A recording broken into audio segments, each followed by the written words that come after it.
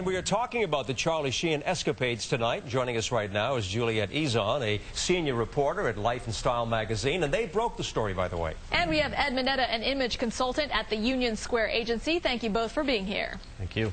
All right, Juliet, let's start with you. Your magazine actually broke this story. It gets wilder and wilder. Charlie Sheen in that room with an alleged prostitute. What do you know?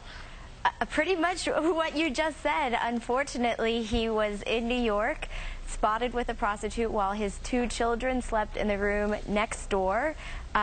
Basically, he had a bit of a violent outburst in the middle of the night, and the cops were called, and they found Charlie half-dressed, incoherent, with an escort, naked in the closet, sobbing.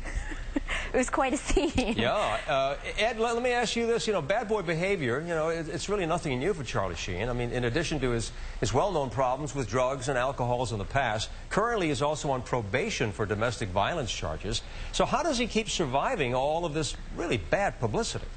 Well, unfortunately, Ernie, our society is very forgiving when it comes to Hollywood celebrities.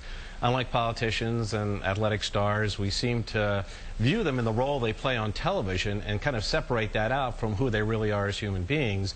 And thus, when they get into trouble, it's almost like it's expected. You know, this is part of what they do and who they are. So I think, you know, until we really start to recognize that they still do influence society out there and that they are responsible for their actions, I think it's going to continue to be a problem for him. Wow, Juliet, back out to you. His ex-wife, Denise Richards, supposedly took him to the hospital. They've gone through some really tough times, and yet she was really there for him. Why do you think that is? I think they are trying to maintain a friendly relationship because they do have 2 children together. Just the fact that they all came to New York together to act as a family, I think, is surprising.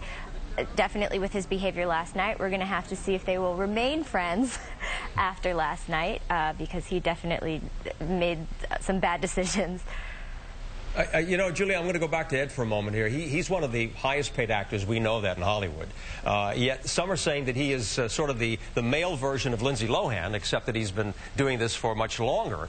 So the question is, Ed, I mean, how much more bad behavior will not only his fans, but also TV shows sponsors put up with? Well, I think that's the key right there, is the sponsors. When similar incidents have happened with either radio or television personalities, a lot of times everyone's slow to react, again, going back to kind of the understanding of who they are. But when it does affect the business side, and when sponsors start saying, you know, we're getting phone calls, the public is reacting in a very negative way, and it's going to hurt our product being bought by the consumer, that's when the television folks are going to get in and say, hey, Charlie, you know, you got 2 choices. You either clean up your act or we will cancel the show. Yeah, money always talks. Yes. Yeah, all right. So Ed's talking about the sponsors. Juliet, back to you. What do you think about the fans? Why does he still have those loyal fans? He's sort of the quintessential bad boy, and he's been around for so long that he's really been able to develop a huge fan base. And surprisingly, even after all the trouble that he got in this past December with Brooke Mueller, people were still really rallying around him, and it almost seems like he can't do wrong, which is surprising considering how bad his behavior is.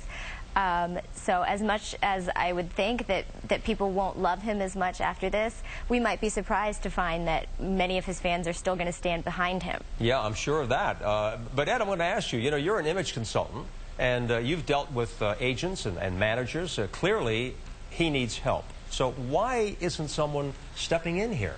Oh, I think people are stepping in. I think the problem is Charlie. I think he is, until he's ready to accept what he has done and what he's continuing to do to himself and his family and his image, and to seek the help that he needs, because he's got to want it. And it's that old story that you hear, and it's true. If he's not committed to it and he doesn't have a passion about it, then he's not going to be successful, which I go back to the point where until someone has the hammer over his head and says, you know what, unless you get things together, we probably will pull the show because of the reaction to the, you know, on the business side of this, I think that there's going to be, I think it's going to be very difficult for him not to do that. Again, we all hope, like everyone else who has these problems, you know, that he will get the help he needs and that he'll get back to where he should be. And again, that's entertaining the public that loves him very much. Very much so, yeah. A lot of people are concerned. Juliet, back out to you. Sheen's agent is blaming this whole thing on an allergic reaction to medication. What have you heard about that? Well, we've definitely heard that excuse in Hollywood before.